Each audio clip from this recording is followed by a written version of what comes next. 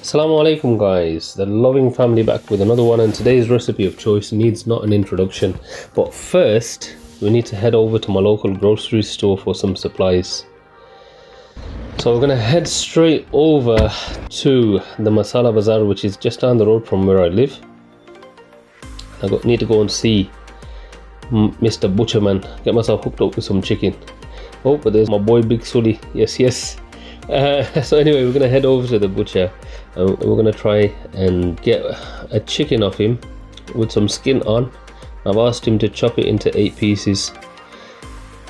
Just on the way out guys, and I've spotted some pimento seeds and some paprika.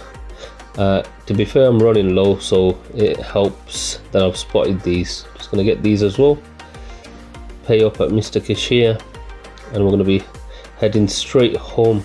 So without further ado, let's get straight into the recipe.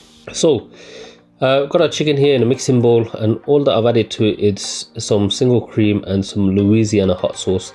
Now typically speaking, you want to use buttermilk or yogurt for this, but I had neither at home and I forgot to pick up some yogurt when I went to the shop. So I had some single cream in the fridge, and that'll do nicely. And of course, Louisiana hot sauce is prepared with vinegar, so that's going to help break down the enzymes in the chicken, as well as the yogurt or the buttermilk would have done.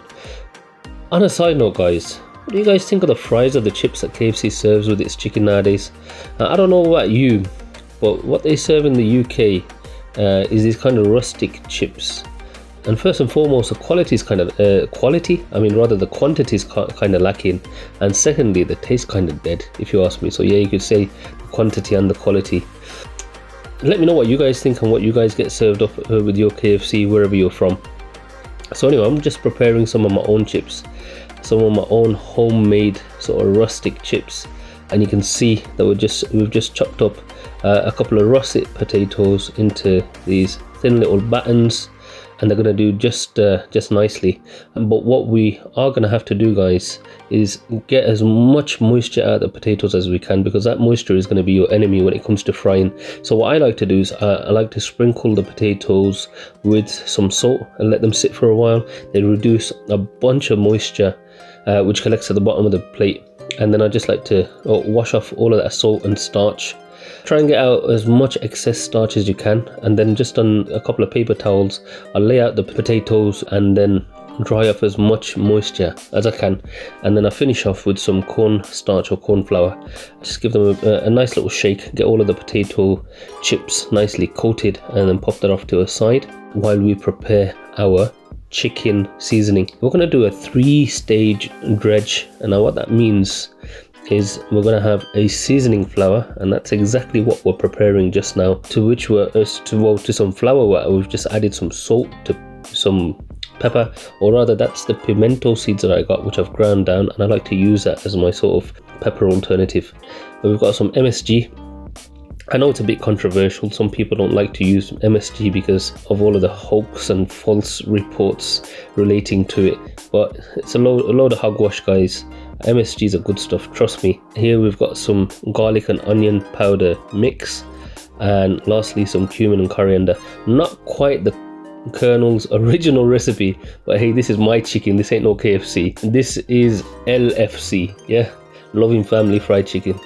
Anyway, on a side note guys, if you're enjoying our content, please don't forget to like and subscribe for more.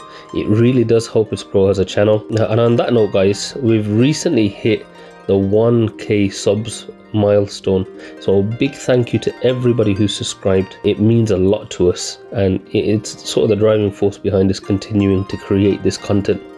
Now back to the chicken, and when I say chicken I mean the batter for which we are going to dredge this chicken with. So you can see this is the second of the batters. This is a wet batter, and it's pretty simple. We've got a couple of eggs, some flour, and also any kind of carbonated drink that you've got.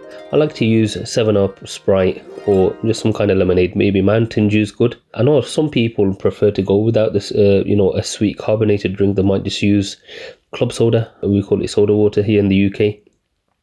But you do you, whatever it is that you like to use. I like the taste that you get off using lemonade.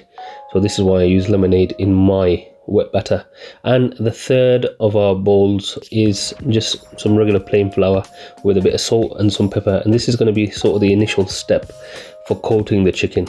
We'll just give that a good little mix, get that flour and salt incorporated, and then we're going to be ready to coat up all of our chicken.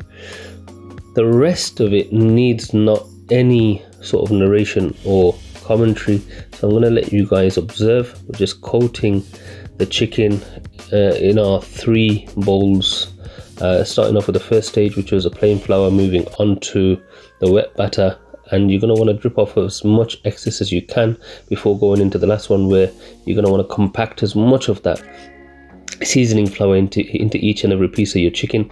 And you know, the more you compact it in and shake off the excess, you're going to find these nice little crackly bits that are going to appear, and that really adds to the eating experience of the chicken.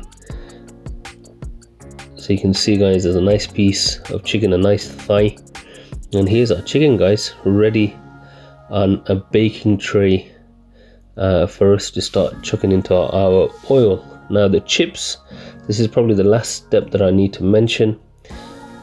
For the chips, we're going to do a 2-stage frying process. First and foremost, you want to fry at the highest temp that you can. On my little fryer here, it's about 190 degrees Celsius for a couple of minutes. Get rid of some of the excess moisture and pull it straight out of the oil.